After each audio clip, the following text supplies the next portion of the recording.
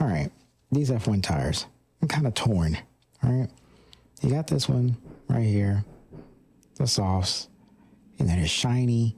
I didn't do anything. This was straight off the print, off the 3D printer, and it looks good. I like the shininess because, you know, they're shiny when they come off, you know, out of the warmers and they put them on the cars, right?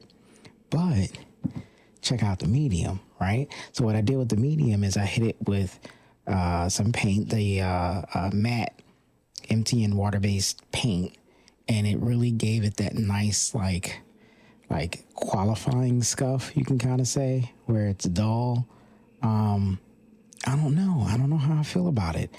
I like the matte version, the scuffed version of it, but I really do like the shininess. I don't know. I'm torn.